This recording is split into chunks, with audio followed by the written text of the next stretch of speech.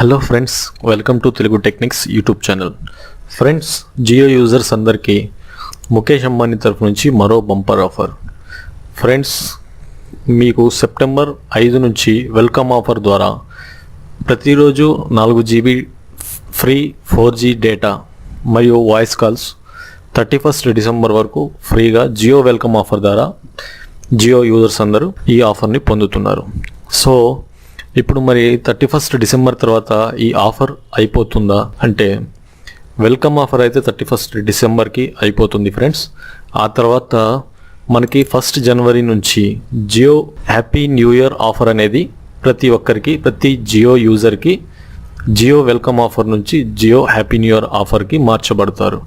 So ఎవరైతే December 4 కంటే ముందు జియో సిమ్ తీసుకొని ఉన్నారో వాళ్ళందరికీ జియో వెల్కమ్ ఆఫర్ అనేది 31 డిసెంబర్ వరకు వర్తిస్తుంది. జనవరి 1, 2017 నుంచి మార్చ్ 31 వరకు హ్యాపీ న్యూ ఇయర్ ఆఫర్లోకి కన్వర్ట్ అయిపోతారు.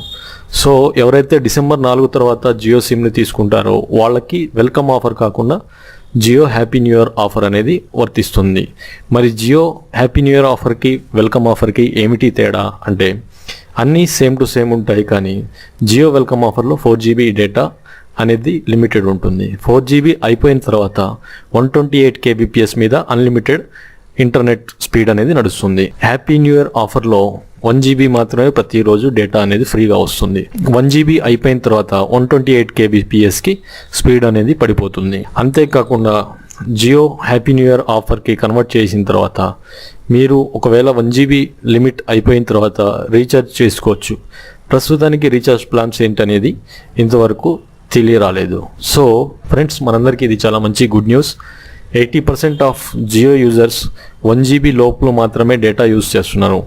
మిగతా 20% యూజర్స్ మాత్రమే 4GB డేటాని యూజ్ చేస్తున్నారు. సో ప్రతి ఒక్కరికి నెట్ స్పీడ్ ఎక్కువ రావడం కోసం అందరికీ 1GB లిమిట్ చేశారు.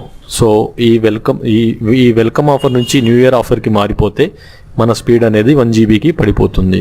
సో ఫ్రెండ్స్, 1GB మాత్రమే ప్రతి ఒక్కరు యూజ్ చేస్తున్నారు కాబట్టి ఇది చాలా మంచి విషయమే. సో ఇక్కడ నుంచి డిసెంబర్ 1 నుంచి అంటే 4 నెలల వరకు మనం జియో ఫ్రీ ఆఫర్ అనేది యూజ్ చేసుకోవచ్చు.